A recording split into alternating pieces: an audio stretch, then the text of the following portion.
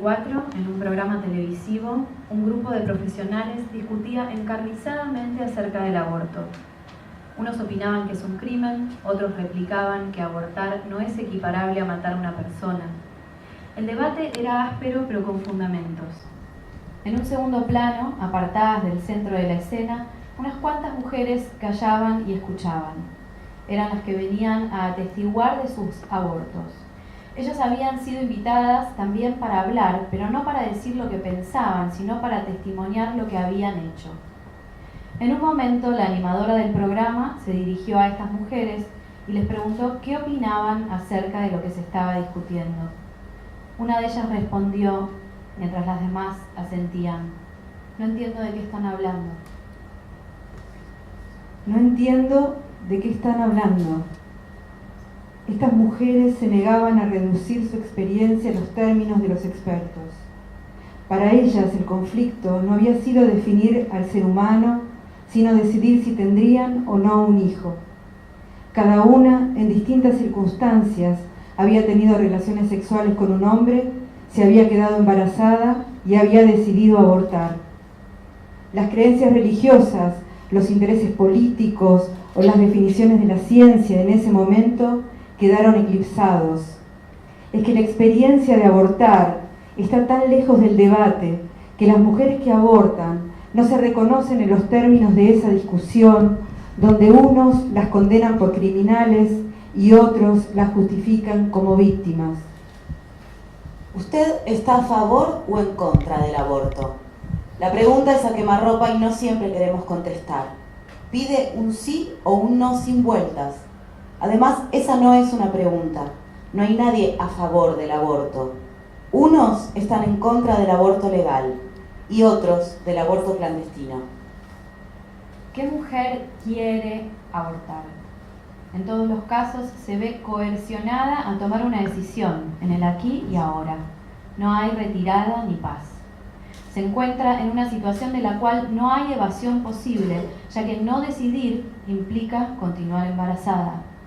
Cada aborto es un fenómeno único, excepcional, absolutamente singular en cada mujer, en cada momento de su vida. No puede saber qué valor tendrá esa decisión para ella en el futuro, pues nunca se sabe del todo qué nos espera del otro lado de los cortes que hacemos cuando vivimos. ¿El aborto es fruto de la libertad?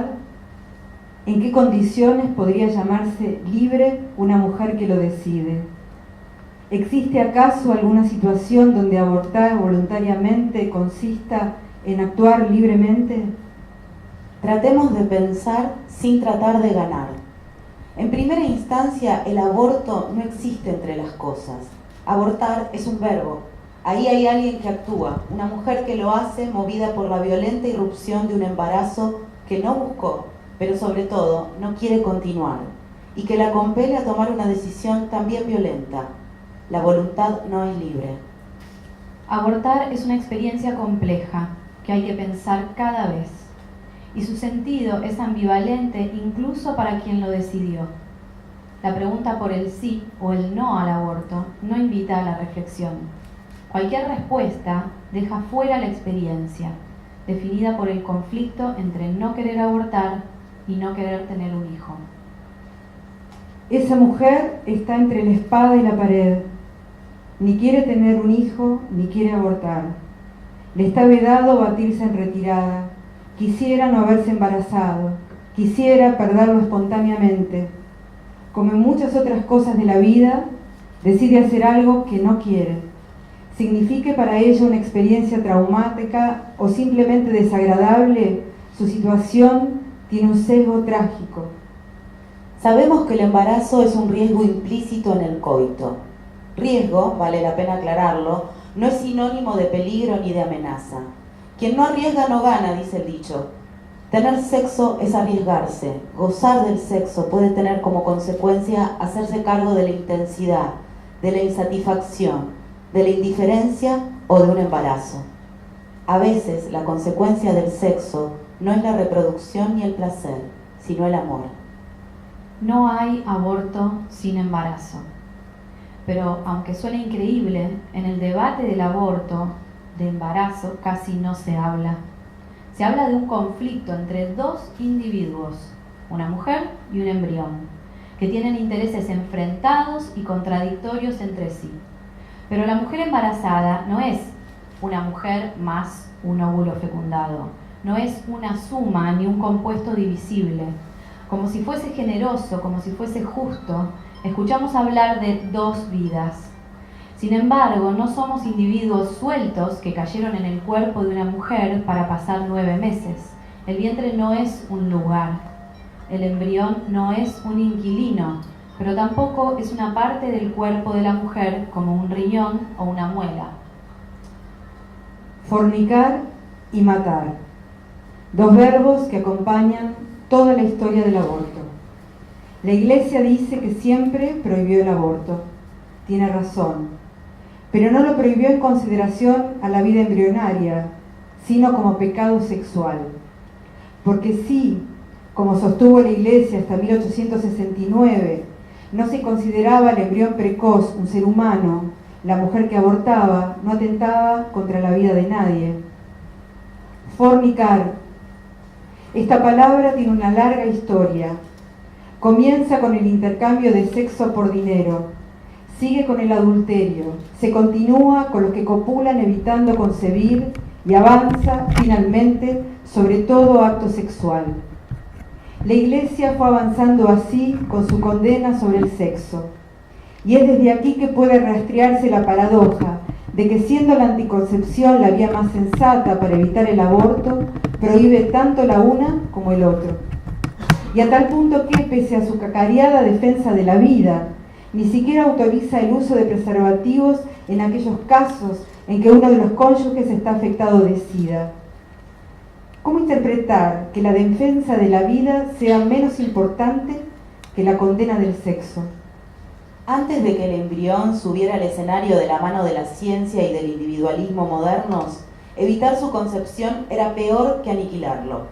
La anticoncepción ocultaba el rastro de la fornicación que el aborto obligaba a enfrentar.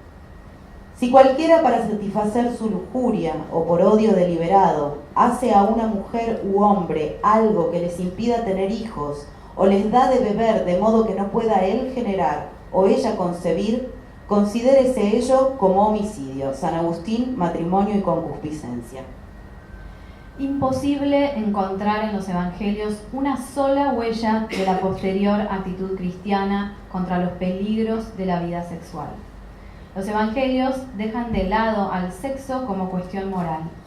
Incluso el episodio de la adúltera que Jesús salva de ser lapidada lo muestra benevolente hacia el desorden sexual. Quien esté libre de culpa, que tire la primera piedra. Lo que no puede realizarse sin placer, no debe, sin embargo, realizarse por placer, dijo San Agustín. En nombre de la naturaleza, la Iglesia restringió el sexo a la reproducción. Inservible para el fin procreativo, pero inevitable, el fenómeno del placer sexual se constituyó en uno de los mayores desafíos de la teología. La cantidad de placer determina la magnitud del pecado, y no todas las mujeres proporcionan la misma cantidad. Considera que la mujer más bella ha nacido de una maloliente gota de semen. Considera luego su momento central, cómo ella es un recipiente de porquerías. Considera después su final, cuando ella sea pasto de los gusanos. Bellas o feas, todas son sucias. En el mismo siglo XII, 5 años después de Pedro Cantor, Alano de Lille replicó que peca menos el que yace con una fémina bella, porque es dominado en mayor grado por la visión de su hermosura, y a donde hay mayor coacción, menor es el pecado. Del deleite a la coacción surge en escena el mito del irrefrenable instinto viril. Cánones irlandeses, siglo VII, a pan y agua. La penitencia de una persona que ha tenido relaciones sexuales con una mujer fuera del matrimonio será de 7 años a pan y agua. La penitencia del que haya tenido relaciones sexuales con una vecina, adulterio, será de 9 a 14 años. La penitencia por destruir el embrión de una criatura en el vientre de su madre, aborto, 3 años y medio. La penitencia por destruir carne y espíritu, homicidio, 7 años y medio a pan y agua sin tener relaciones. La penitencia para una madre que destruye a su propia criatura, infanticidio, 10 años a pan y agua. Ningún código penal equipara aborto y homicidio, porque ningún código civil equipara personas nacidas con personas por nacer. Destruir un embrión de probeta no constituye un aborto. La desigualdad jurídica es evidente. Si el aborto fuera un crimen exclusivamente por matar una vida humana, ¿por qué no se juzga de igual manera el aborto que el descarte de embriones? Parece que lo que nos hace humanos no es nuestra carga genética, sino nacer de un cuerpo de mujer, haber sido su cuerpo. Esto es lo que se llama embarazo. Antes de ser individuos, somos hijos. El embarazo es una experiencia intransferible que hasta hoy mayoritariamente tenemos las mujeres. Y como somos nosotras las que tenemos la capacidad, don o condena, de dar la vida, somos nosotras las que tenemos también la capacidad de no darla. Y eso es precisamente lo que significa abortar, privar de nacer. Aunque esté prohibido. Por eso, aunque no hubiera ninguna mujer que muera por aborto clandestino, el aborto tiene que ser legalizado. El conflicto que aquí se trata no es entre los derechos de dos individuos, sino si una mujer puede decidir abortar sin que esto la condene a la clandestinidad con sus secuelas y la convierta en una paria del sistema de salud.